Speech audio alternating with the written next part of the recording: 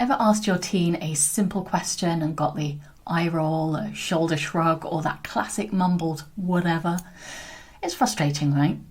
But here's something most people don't realise. Those reactions aren't just attitude. They're actually a secret language.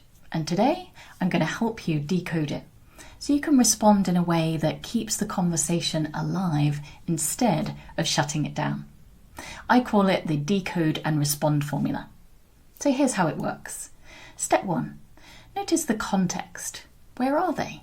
What's just happened? Are they overwhelmed, distracted, or tired maybe? Sometimes it's not what you said, but when you said it. Step 2. Match their energy without mocking. So let's say they let out a dramatic sigh. Instead of saying, "Why are you always so rude?" try, "That was a big sigh. Long day?" It shows you've noticed without turning it into a confrontation. And step 3, use a non-question comment. Questions feel like pressure, so instead of, "Why are you mad?" try, "You seem really frustrated right now. I'm here if you want to vent." Now this kind of comment signals safety, and that's when they start to open up on their terms. So here's my pro tip. Teens often will test the waters to see how you'll react before they decide whether to talk. So the calmer and more open you stay, the more they'll share over time. So the big takeaway? Sometimes an eye roll is just a sigh in disguise. So here's your action step.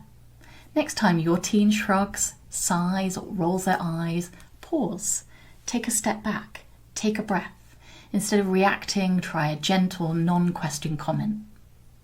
And if your teen's confidence, self-esteem, or emotions feel like a daily battle, get in touch.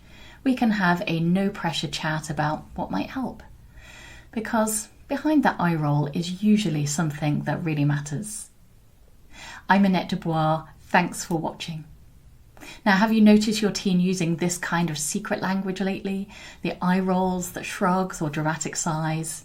I'd love to know how you usually respond, and whether you're going to try the decode and respond technique.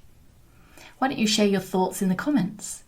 And if you've got questions about how to handle tricky teen moments or build better communication, then pop them in the comments too. I'm always happy to help where I can.